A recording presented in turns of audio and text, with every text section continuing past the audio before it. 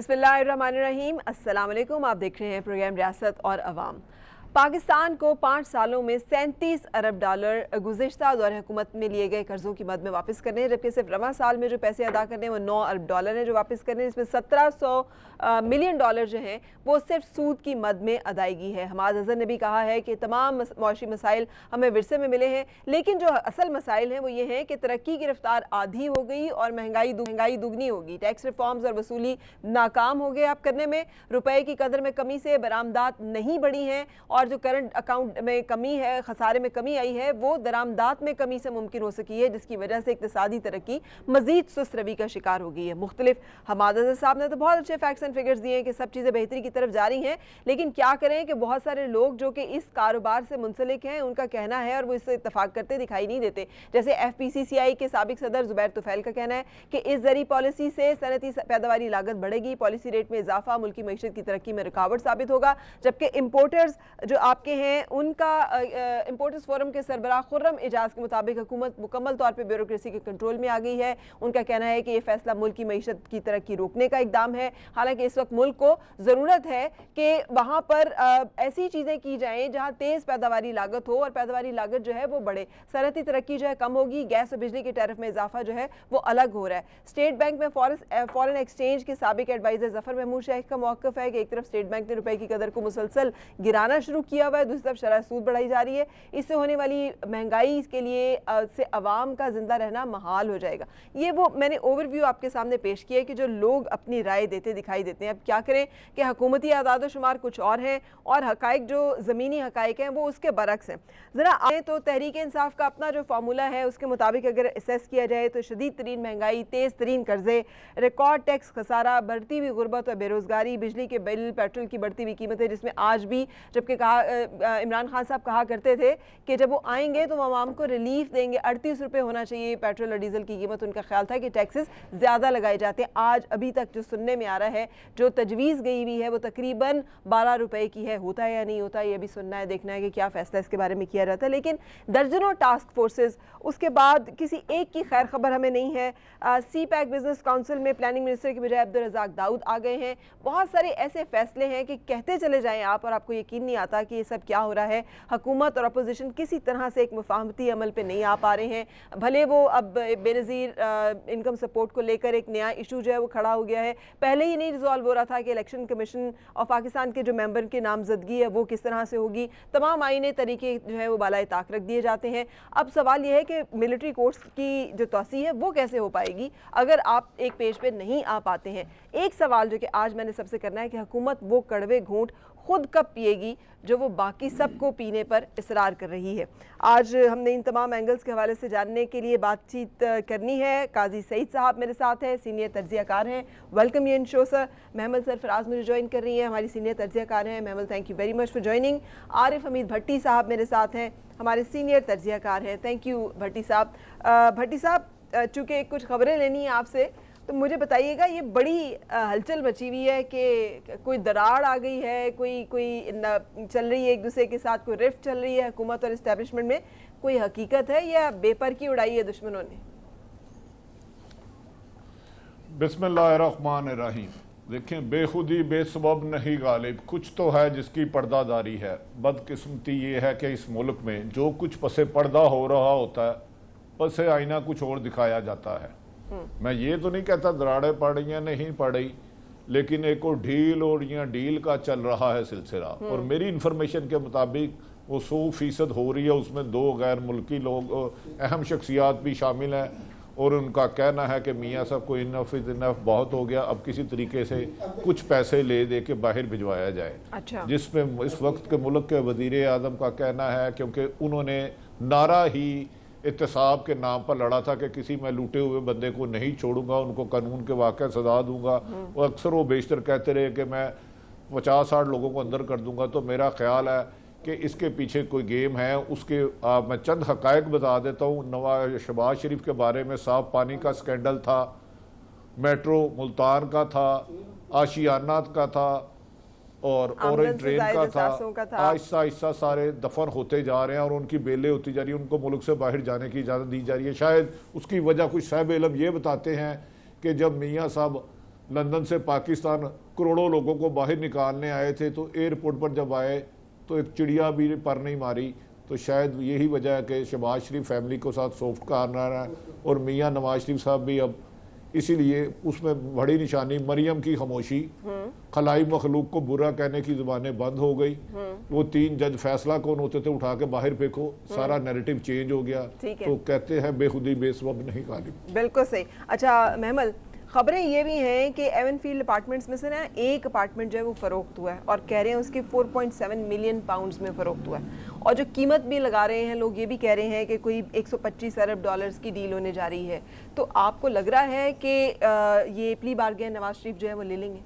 मुझे नहीं लगता कि ऐसा कुछ होगा। सही, क्योंकि जो पीटीआई के लोगों से भी बात होती है, नून वाले तो खैर कहते हैं, ज़ाहिर पता है अगर उन्होंने इस तरह की प्ली बार्गेन को डील कर ली तो फिर तो वो एडमिट कर रहे हैं अपनी गिल्ट कि उन्होंने कोई करप्शन की है। नून वाले तो नहीं मानते, बेशक उनकी कन्विक्शन भी हुई हुई, वो जेल में भी हैं, लेकिन नून वाले तो इस पर एक्चुअली यही कहते हैं कि करप्शन नहीं की। अगर पैसा देंगे तो पीटीआई तो उनके मुंह पे मारेगी ना कि देखिए पैसा देकर गए हैं। और पीटीआई वाले खुद भी ये कहते हैं कि मियाँ साहब पैसे देने पर राजी नहीं हो रहे और उन्होंने देना नहीं है, और इस वजह से उनको समझ नहीं आ रही कि इस चीज़ को स्पिन कैसे करें। अच्छा, कि जो उनको अभी तो खैर कोर्ट की तरफ से रिलीफ मिला है, लेकिन अगर कल को उनको मजीद रिलीफ मिल जाता है, उनको बेल प्रॉपर, कितने चांसेस आप देखती हैं 6 हफ्तों के बाद? क्या आप सूरत हाल देख रही हैं? नहीं, 6 हफ्तों के बाद तो उनको वापस तो जाना पड़ेगा, बिकॉज ये तो उनकी बेल की कंडीशन में थी, ठीक है, ये इस जजमेंट के अंदर थी। लेकिन उसके बाद देखते हैं कि क्या होता है, और ज़रूरी नहीं कि ये डील या डील की वजह से हो रहा हो फरा, ये भी हो सकता है कि उनके अपने केस के अंदर इस तरह के लैक्यूने हो कि उसकी वजह से उनको ये करना पड़ रहा हो।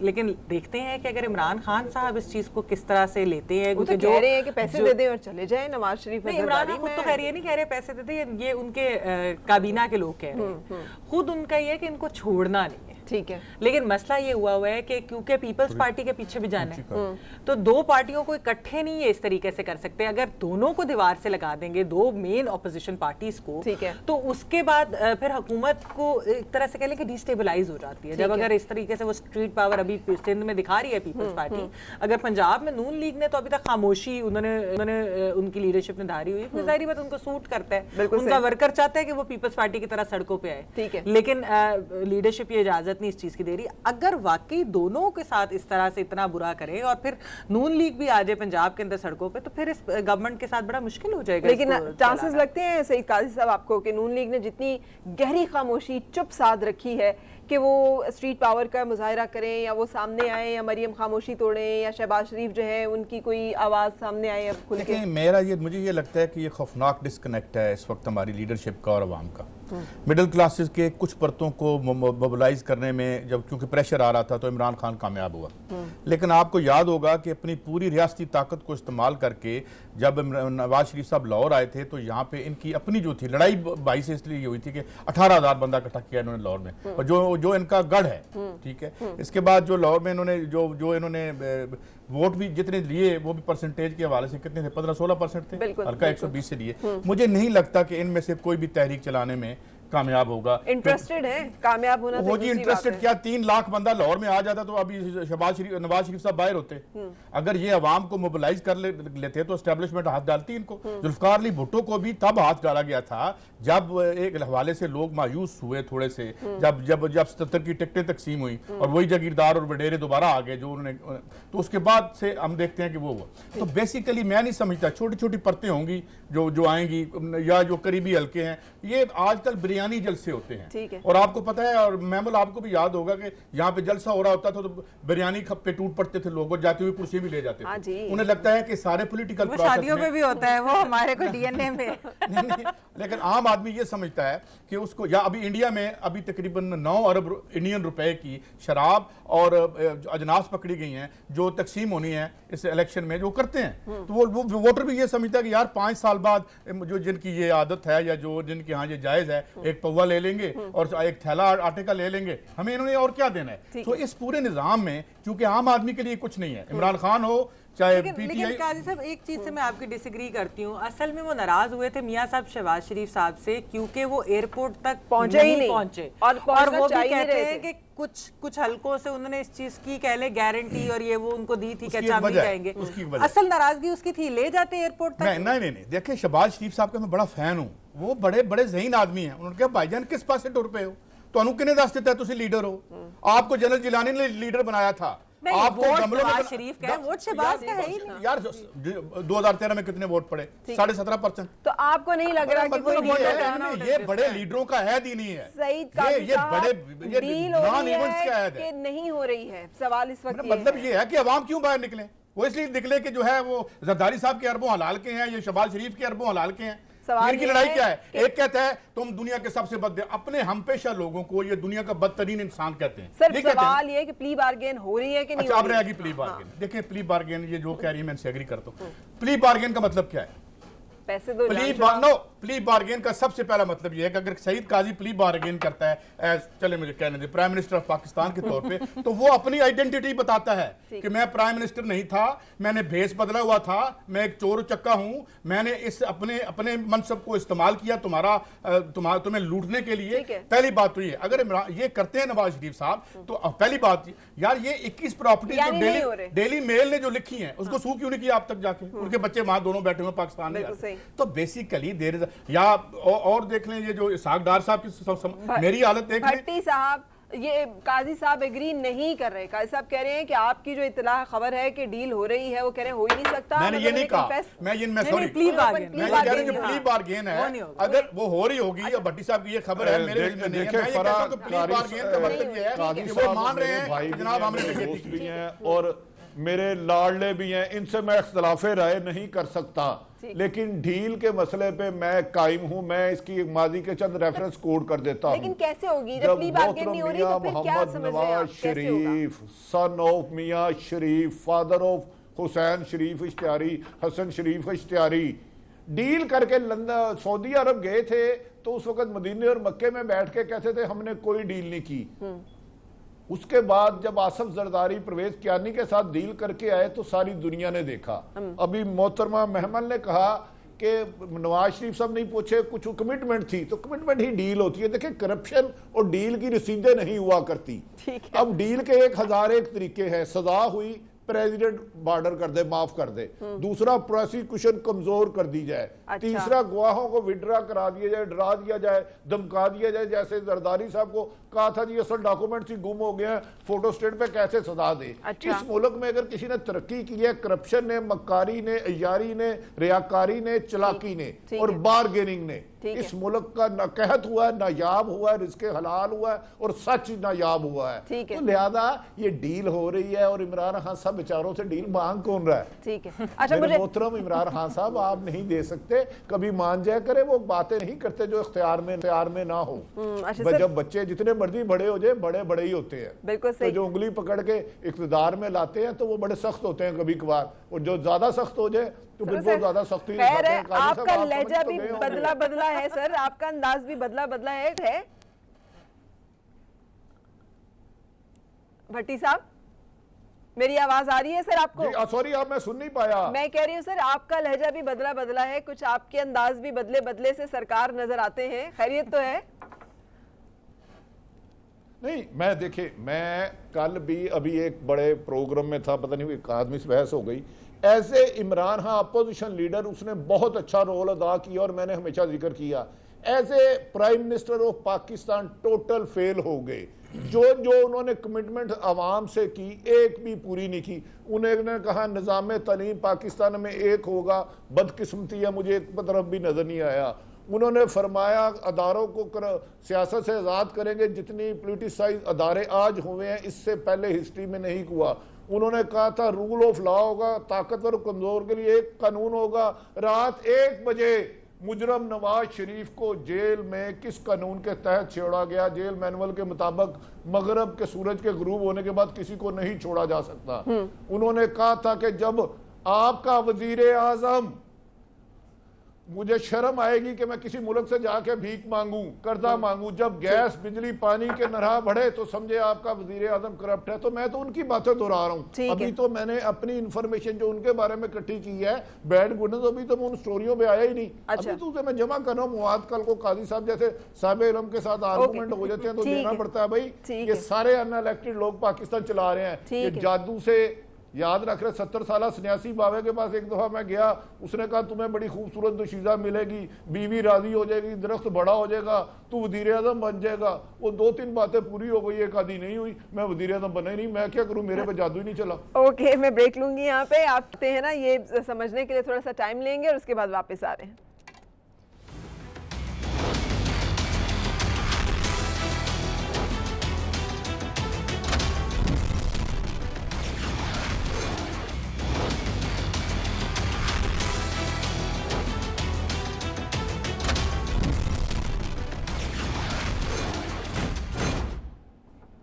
खुशामदीद, आप देख रहे हैं प्रोग्राम रियासत और अवाम।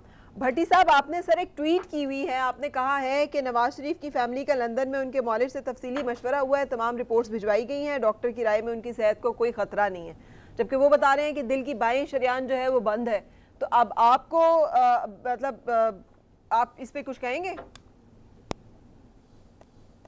देखिए फरा, मैं एक गुजारिश करता हूँ, हार्ट की प्रॉब्लम तो उन्हें है, इस बात में तो दो राय कोई नहीं। ब्लड प्रेशर मुझे भी है, स्टोमिक में थोड़ा सा प्रॉब्लम मुझे भी है, उसका ये मतलब नहीं मैं करीबुल मरग हूँ। खुदा ना खास्ता मियाँ सबको अल्लाह ताला लंबी ज़िंदगी, तंदुरुस्ती, सेहत दे। मैं आपको यकीन से कह रहा हूँ, उनके फैमिली मेंबर के करीबी अजीज़ से बात हुई है, उन्होंने कहा, डॉक्टर ने कहा फौरी तौर पर उनकी ज़िंदगी को किसी किस्म का कोई ख़तरा नहीं, लेकिन जो ऑलरेडी उन्हें एक प्रॉब्लम है हार्ट की वो तो मौजूद है। अगर पाकिस्तान में हर तीसरा आदमी देखे तो वो ब्लड प्रेशर का पेशेंट होगा या शुगर का होगा, उसका कोलेस्ट्रॉल थोड़ा सा ज्यादा होगा। उसका ये मतलब नहीं उन सबको लंदन भेज दिया जाए। हाँ, अब कुछ अरसे बाद डॉक्टर लॉरेंस पाकिस्तान आएंगे, मशावरत शुरू हो गई है, 2 दफा आज बात हुई है, 1 दफा नहीं 2 दफा। यहाँ तो नवाज शरीफ साहब इसकी तरदीद कर दें कि उनके अपने बच्चों में से किसी एक बच्चे से बात हुई है कि नहीं, तो उसके बाद वो कहेंगे जी पाकिस्तान में इलाज मुमकिन नहीं है, इनके लिए स्ट्रेस बहुत ज्यादा है, 20 करोड़ कीड़े मकोड़े इन्हें मार दो, इनके लिए स्ट्रेस नहीं है, बिजली आसमानों पे जा रही है, गैस आसमानों पे जा रही है, तो वो लंदन इलाज करने चले जाएंगे। आपका क्या जाता है, उन्हें जाने दे बेचारों को, फैसला तो किसी ने करना होता है। जो आपने डॉक्टर लॉरेंस का जिक्र किया है वो डॉक्टर लॉरेंस ऑफ अरेबिया है? नहीं मतलब मैंने भी उनको नहीं, 2-3 है भाई, इनकी कम जायदादें हैं, इनके सर पे तो उतने बाल नहीं जितने ममालिक में इनकी जायदाद है। मैं आपको इनके फैमिली का बंदा फिर तरदीद करे, 1000 से ज्यादा लोग इनकी प्रॉपर्टी को लुक आफ्टर करते हैं, किराया रिसीव करते हैं, बेचते हैं, रखते हैं, सफाई सुथराई का काम करते हैं पूरे दुनिया में। मैं इन्हें फैमिली से के इनकार कर दे, इसकी तरदीद कर दे। बिल्कुल ठीक। अच्छा, क्या इम्पैक्ट होगा महमल अगर इस तरह की कोई सूरत हाल डेवलप होती है, तो पाकिस्तान तहरीक इंसाफ की हुकूमत के ऊपर किस तरह से ये बात असरअंदाज होगी? देखिए, बात तो वही है कि ये एहतसाब के नारे पे आए थे, जैसे भट्टी साहब ने भी पहले बात की, और अगर मियाँ साहब, क्योंकि पैनामा केस के आप कह लें एक बलबूते पे, उस वक्त तो पीपल्स पार्टी के ऊपर उस तरह से केसेस नहीं थे जो आजकल वो ज़ेर अताब हैं, तो वो तो नून लीग की उस चीज़ के ऊपर आए थे कि हम सारे करप्ट माफिया हर एक को पकड़ लेंगे, सिसिलियन माफिया फलाने। अगर मियाँ साहब रिलीज़ हो जाते हैं या उन्हें कोई और रिलीफ मिल जाता है और वो बाहर चले जाते हैं, तो वैसे पीटीआई इसको जितना मर्जी स्पिन करने की कोशिश करे, बहुत मुश्किल होगा इनके अपनी कॉन्स्टिट्यूएंसी के लिए। क्योंकि देखिए, ये तो हमें भी पता है, ये सब इशारे किनारों में बातें करते हैं कि डील तो इन्होंने नहीं देनी, डील तो किसी और ने देनी है, वो तो जितना मर्जी है रोते पीटते रहे, अगर होनी होगी तो हो जाएगी, जिन्होंने देनी होगी वो दे देंगे। लेकिन इनकी अपनी पॉलिटिक्स के लिए ये बहुत ज्यादा नुकसानदेह होगी, इवन अगर ये ज़रदारी साहब को पकड़ भी लें तब भी, क्योंकि फिर उसका यही मतलब है कि आपने एक फैमिली को जाने दिया और आपने दूसरी पार्टी को पकड़ लिया। बिल्कुल सही। अब बिलावल यही कहते सुनाई भी दे रहे हैं काजी साहब, वो कह रहे हैं कि नून लीग के ऊपर नरम हाथ और पीपल्स पार्टी की तरफ सख्ती जो है इसको सामने रहना चाहिए। ये क्या फर्क पड़ेगा पाकिस्तान मुस्लिम लीग नून की सियासत पर? देखिए, पाकिस्तान मुस्लिम लीग नून की सियासत पर अगर ये बाहर चले जाते हैं, और जो भट्टी साहब और दूसरे दोस्तों से मेरी जो इन्फॉर्म लोग हैं जब बात करते हैं कि नीचे जो आग निकलती है, इनके मुशाहिदुल्लाह खान साहब हों या बाकी लोग बोलते हैं, सुना गया है कि जो डील हो रही है मुबैना तौर पर, उसके बारे में जो सेकंड टीयर है उनकी या थर्ड टीयर है उनको इल्म नहीं है, ये ऊपर फैमिली के लेवल पर हो रहा है। एक तो बात ये फ़र्क मुस्लिम लीग नून को क्या पड़ेगा, बात यह है कि ये एक बेसिकली सरमादाराना जमहूरियत में एक टोला था, वो उठ के अपना सामान उठा के किसी और तरफ चला जाएगा। इलेक्शन जो जो है वो 10-15 करोड़ का लड़ना मरियम होता है। नवाज का सियासी मुस्तकबिल क्या होगा, देखिए- हमजा शहबाज क्या करेंगे? देखिए यहाँ पे एक बात तय है, जो सबसे बड़ी यहाँ पे जुल्म हुआ है वो ये हुआ है कि ये जो 3 अदवार थे, इसमें हमारी जो सिविलियन एलीट है या ये अपने पांव जमा सकती थी by changing the destiny of the people, ये अपनी जगह बना सकती थी। जहाँ पे हुआ ये है कि इन्होंने क्या, वो एक मुझे वजीर मिले पीपल्स पार्टी के, तो मुझे कहते हैं सुनाओ यार, पुरानी बात है, तब हुकूमत थी। मैंने कहा उनको एक वो हाफिज साहब की चले बात सुना दी। मैं कहूँ वो कहते सर ना जी कि लगता है लुट्टी पे आ गई है, मतलब ये था। ये आए हैं, ये आते, ये यहाँ पे कोई वेलफेयर शुरू करते। यहाँ पे क्या हुआ, यहाँ पे इसहाक डार आया, पहले दिन उन्होंने क्या किया, 500-600 अरब रुपए के उन्होंने SRO जारी किए, इन सारे खानदानों को माल खिलाना शुरू कर दिया। वो और साथ जो है IMF और वर्ल्ड बैंक पहले अंदर घुस चुका था। अब उनके कहने पे अब हमारा अगर अब ठीक चल रहा है सारा कुछ का? नहीं, बिल्कुल ठीक नहीं चल रहा, वैसे ही चल रहा है। इमरान खान की, हाँ मैं ये बता दूं, इमरान खान की अपोजिशन नहीं है PPP और मुस्लिम लीग नून। इस मुल्क की मैशियत और निजाम है जो उसको बिठा के रख देगा। इनके पल्ले है क्या? वो थोड़ी सी सोशल बेस जो पीपल्स पार्टी की रह गई है सिंध में, उसका सिंध का हाल क्या कर दिया तुम लोगों ने। इसी तरह पंजाब में, ये लाहौर में ले चलता हूं आपको, क्या कर दिया आपने। ये कोई अपोजिशन नहीं पुट अप कर सकते, ये तो अपने खानदानी विरासत और जो माल बनाया है उसको बचा रहे हैं। इमरान खान को जो डिस्क्रेडिट करेगी चीज वो ये करेगी कि जो कार्टल्स मुशर्रफ के साथ बैठे थे वो पीपल्स पार्टी में बैठे रहे। उसके बाद अब सारी टास्क फोर्स देखें, हर टास्क फोर्स में जो बंदा बैठा हुआ है वो उसी सेक्टर का है। बिल्कुल है। बिजली की टास्क फोर्स उठा लें, ये अच्छा, उसके बाद 94 के मुआहदे खोलें, ये जो मुआहदे बिजली के खोलें, ये अगर ये देखें ना, मैं 2 रुपए की चोरी पकड़ ली, बुजदार साहब ने फर्नीचर ले लिया, ओ अबे भाई 450 अरब रुपए का, तो कल खुद आपने एडमिट किया कि सर्कुलर डेट में से वो था कैपेसिटी पेमेंट थी। तो इतना बड़ा माल जो है जो निकल रहा है यहाँ से, वो उसको आप नहीं डालेंगे, इन कार्टल्स को हाथ नहीं डालेंगे जी। उस्मान बुज़दार की बात पे भट्टी साहब बड़े खुल के मुस्कुराए हैं, क्या कोई खास? मैं ये कह रहा हूं कि उस्मान बुज़दार साहब की छोटी मोटी मतलब है कोई कहानी है, ये बड़ी कहानी है। तो वैसे घर और गाड़ी नहीं अभी तक वापस उस्मान बुज़दार प्लस सामने आ चुके हैं 8 महीने में। उस्मान बुज़दार पीछे रह गए हैं। उस्मान बुज़दार प्लस की डिस्कस करें। अच्छा प्लस की डिस्कशन करेंगे, लेकिन ब्रेक पहले।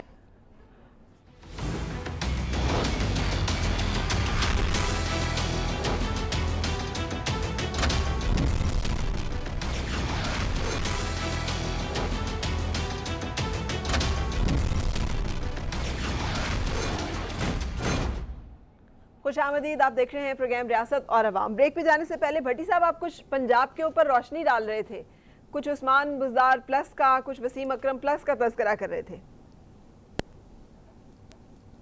नहीं, मैंने वैसे कहा ना, क्रिकेट टीम और पाकिस्तान में चलाना बड़ा फ़र्क है। क्रिकेट टीम 11 खिलाड़ियों पर मुश्तमल होती है, एक कप्तान होता है।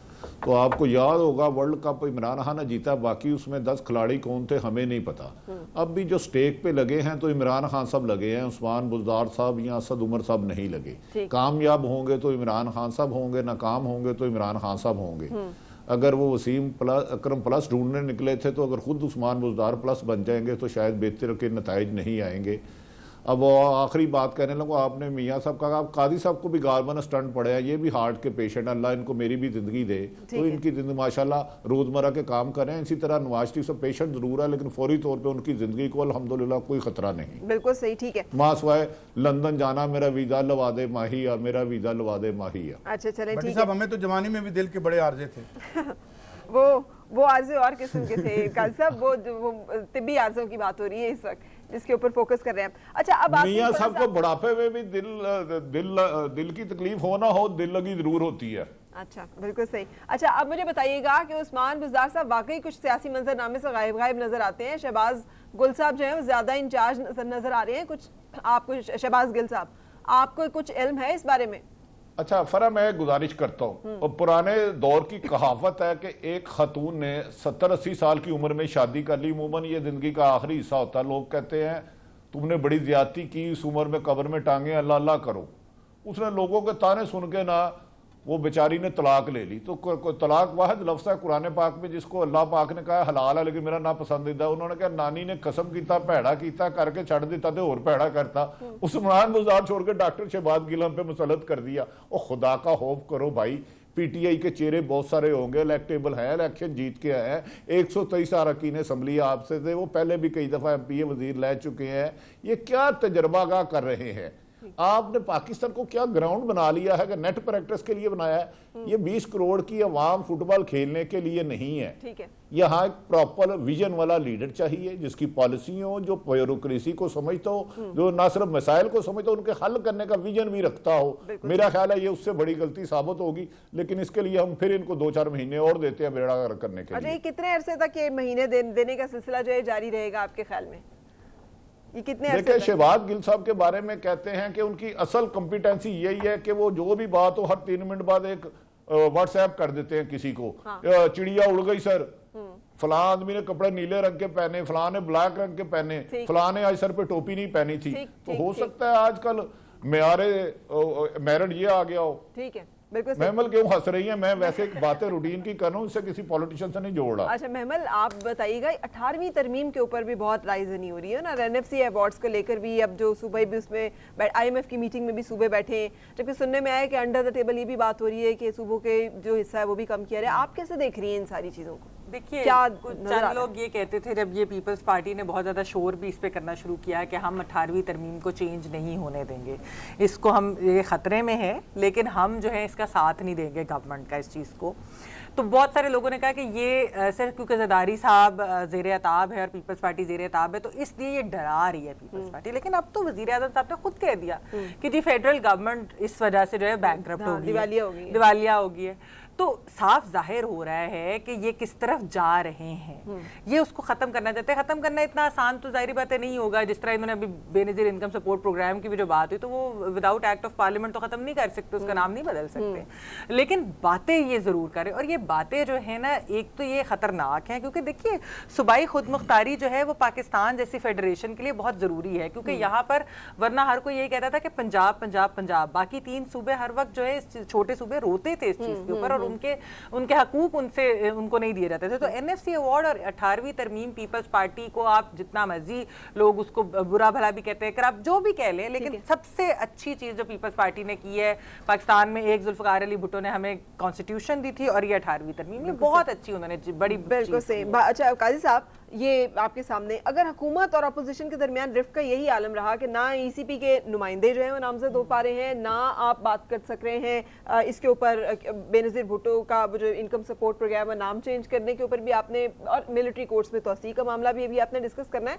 कैसे चलेगा काम? क्या नजर आ रहा है? तो इस बारे में बड़ी क्लियर रहा है ना, अपोजिशन चाहे गवर्नमेंट हो, ये तमाम इशराफिया जो है उसका जो निज़ाम है ये तारीख को 1 सेंटीमीटर आगे लेके नहीं जा सकता। 18वीं तरमीम की आप बात कर रहे हैं, चलिए आइए 18वीं तरमीम होनी चाहिए, सूबों को क्या हर इंसान को हक मिलना चाहिए, हम तो इसलिए लड़ भी रहे हैं और बात भी कर रहे हैं, मगर क्या हुआ कितनी की 18वीं तरमीम के बाद दूध और शहद की नहरें कहाँ गई, क्या बने, ये अकाउंट्स किधर से आए? इधर भी बात ये नहीं है, बात सिर्फ एक है, बात ये है कि इस मुल्क में पैदा होने वाले जो वसाइल हैं, जो दौलत है, वो उसका रुख अवाम की तरफ नहीं है। यहाँ पब्लिक पॉलिसी का कैप्चर हो चुका है। 1% की हाउसिंग सोसाइटियां बन रही हैं, गेटेड कम्युनिटीज बन रही हैं, 1% के स्कूल हैं जहाँ पे जो 7 स्टार स्कूल हैं, 1% का इलाज होता है यहाँ पे, बाकी उसमें कच्ची आबादियां और कॉन्स्टिट्यूशन एवेन्यू की भी बात कर रहे हैं। पीटीआई कच्ची आबादियां गिराती है और अपने वो रेगुलराइज करा देती है। सवाल ये है कि मैं एक और बात कर दूं, ये पाकिस्तान की शराफिया की आखिरी अटेम्प्ट है ऑन रिफॉर्मिज्म, इस्लाहात पे।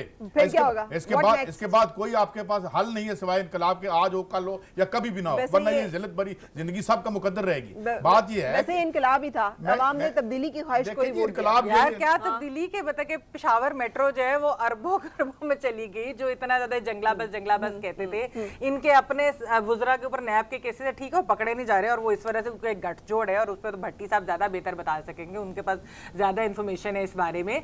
लेकिन बात यह कि इस हुकूमत में और बाकी हुकूमतों में क्या एक आखिरी बात, एक बैंक करप्ट रियासत, उसके ऊपर 4, 5 और 6 हजार 1,500 बंदा जो पर्सनली उसके पास इस मुल्क के फॉरेन एक्सचेंज रिजर्व जो कर्जे पर बने हैं उससे ज्यादा माल है। ये क्या है? ये चलेगा? बिल्कुल सही। ब्रेक लेंगे, के बाद मिलते हैं।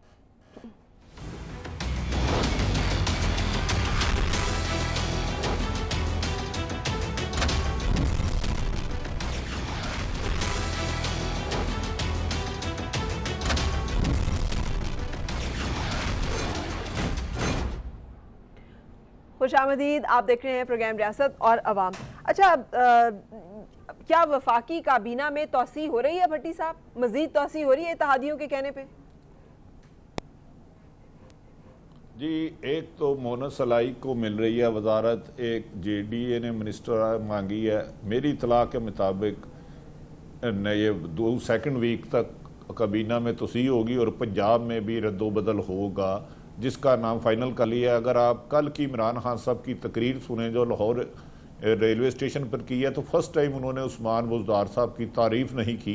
अदरवाइज उनकी तकरीर बेशक किसी के कुल्लों पे आए, शादी पे आए, किसी की ओपनिंग पे आए, किसी जलसे में आए, उस्मान बुज़दार साहब की तारीफ से शुरू होती थी और तारीफ पे ख़त्म होती थी। ये काजी साहब बता सकते हैं कल क्यों अचानक उन्हें वो रीमा ईश्वर राय नहीं लगी।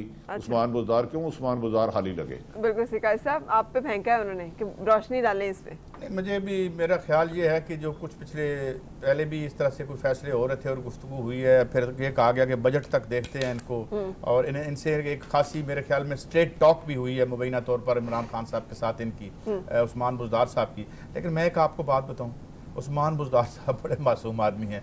मैं उन्हें जब देखता हूँ तो मेरा बड़ा दिल पसीज जाता है। यहाँ इस बोसीदा एक बोसीदा रियासती ढांचे में जिसको मर्जी बिठा दो, यहाँ पे करप्शन के बने हुए हैं ठेके, किसने खाने हैं, किसका कितनी परसेंटेज है, एक ब्यूरोक्रेसी हार्डन्ड बुनियादी फैसले तो करने हैं ना, इंतजामी फैसले तो करने हैं ना सर। तो ये करप्शन हार्डन ब्यूरोक्रेसी है, साथ इनके पॉलिटिकल एलीट मिलके खाती है। अब क्या यहाँ कुछ चिराग आएगा अलादीन का, एक स्विच ऑफ करेंगे और ऑन हो जाएगा? यहाँ बड़ी मेजर चेंजेस चाहिए। ये आप एस्प्रिन से कैंसर के इलाज ना करें, ये नहीं होने। अच्छा, ये मेजर चेंजेस भट्टी साहब इस पे भी रोशनी डालिएगा। कह रहे हैं बड़े फैसलों का मौसम जो है वो नजदीक आ गया है। आपको कुछ पता है इस मौसम की तब्दीली का? देखें फरा, पाकिस्तान में कोई चीज़ भी नामुमकिन नहीं। गुड गवर्नेंस लाने के लिए ना वर्ल्ड बैंक के पास जाना पड़ता, ना IMF के पास। अच्छे और दयानतदार आज भी अफसर हैं। ये नहीं कि जो मियाँ साहब के साथ काम करते रहे सब ही करप्ट हों, सब ही नाअहल हों। वो 2-4 उनके करीब होंगे। इसी तरह जर्नलिज्म में भी होता है, फैसला करना होता है। लेकिन जब आप सियासी मजबूरियों का, मसलतों का शिकार हो जाए और कोई उसकी अहलियत और काबिलियत की बजाय ये रंग वाला, इस नाम वाला आपको सूट करेगा, तो फिर आप फैसले कभी कभार बेहतर नहीं कर पड़ते। फैसले करना मुश्किल फैसले करना आसान हो जाता है जब मंजिल करीब आ जाए, लेकिन नाअहल फैसले करना, गलत फैसले करना आपको मंजिल से दूर ले जाता है। अगर मंजिल से दूर ले जाए महमिल, तो आज ये जो इंतखाबात हुए उसमें PTI ने मुल्तान में पाकिस्तान पीपल्स पार्टी और PMLN दोनों का जो मुश्तरका उम्मीदवार था उसको हरा दिया। अवाम तो नहीं नजर आ रही कि उनका एतमाद टूट रहा है, विच इज गुड इंडिकेशन कि उनका एतमाद बरकरार है, वो अभी तक जिता रहे हैं पाकिस्तान तहरीक इंसाफ की उम्मीदवार। आप मुझे नून लीग और बताया कि कोई जिमनी इलेक्शन कितने हारे थी वो। उसके बाद पीपल्स पार्टी पंजाब और सिंध में पिछले ज्यादा लिए। ठीक है, तो आप इलेक्शन ना छोड़ दे। इलेक्शन तो वैसे जो 25 जुलाई को हुए थे, कादी साहब के मुताबिक किसी ने इंटरफेरेंस नहीं किया। हमारा इतना जदीद तरीकाकार है कि हम तो जनरल इलेक्शन में भी इलेक्शन से पहले नताइज का इंतजाम कर लेते हैं। फरा देखिए, बात ये होती है कि ये वाकई अभी इनको पहले 100 डेज का मौका दिया, फिर 6 महीने का दिया, फिर 8 का देंगे, फिर साल का देंगे। साल के बाद आप ये गर्मियाँ, मेरे ख्याल में गर्मियों के अंदर जिस किस्म के बिल आएंगे, जिस किस्म के नर्ख बढ़ेंगे, लोड शेडिंग होगी, बाकी चीज़ें होंगी। क्योंकि देखिए, कॉम्पिटेंट गवर्नमेंट और इनकॉम्पिटेंट गवर्नमेंट बेशक ऑनेस्ट हो ना हो, खैर वो तो वक्त ही बताएगा कितनी ऑनेस्ट है, लेकिन उसका एक फ़र्क ज़रूर साफ जाहिर होता है। दूसरी चीज़, ये जो ब्यूरोक्रेसी की बात कर रहे थे काजी साहब, मसला ये है कि नैब ब्यूरोक्रेट्स के पीछे पड़ी हुई है, वो डर के मारे काम नहीं करे। और इसीलिए वज़ीर आज़म साहब भी डांट टपट कर रहे हैं नैब वालों की। अभी नैब चेयरमैन से मुलाकात में जो खुल के सामने आई है, मेरा सवाल ये था कि काम क्या कर रहे थे वो। मैंने जो एडमिनिस्ट्रेटिव काम होते हैं ना, छोटे मोटे, ठेकेदार से सवाल किया, बड़े ठेकेदार से। मैंने कहा यार सच्ची बताओ, जो पैसे एलोकेट होते हैं जमीन पे कितने खर्च होते हैं? कहता नहीं बस 30% वो ले जाते हैं। PTI के हुकूमत तो चल रहा है, हमारी मिनिस्ट्री नहीं चल रही, ब्यूरोक्रेट्स काम ही नहीं कर रहे। यानी कि मेरा काम नहीं करे, काम होता पहले काम मेमोरी लेके बैठे रहते, माल बनाते थे ठेकेदार का, उसको इतना देना है LDA में। इधर लाहौर की शक्ल बदल गई है, वेस्ट मैनेजमेंट कंपनीज नहीं काम कर रही, देख लें कितना गंद पड़ा हुआ, सड़कें टूट गई। तो क्या हमें काजी साहब इसी सूरत हाल के साथ चलना है कि आप हर बंदे को ये कही जाए कि चोर है और बगैर साबित किए उसको उठाई जाए और उसको गिरफ्तार किए जाए, इल्जामात लगाई जाए? मेरे तो बिल्कुल उलट है। यहाँ पर ये, जहाँ अगर मेरे बच्चे के पास स्कूल नहीं है, अगर एक बिस्तर पे 3 माएँ बच्चा जन रही हैं, तो कोई ना कोई वारदात तो हुई है। वो पकड़ा तो जा ही नहीं रहा। मैं कहता हूँ खैबर हो, कोई हो, पकड़ा कोई भी नहीं जा रहा। इंशाल्लाह मुलाकात होगी नेक्स्ट वीक पे आपके साथ। उस वक्त तक के लिए अल्लाह हाफिज।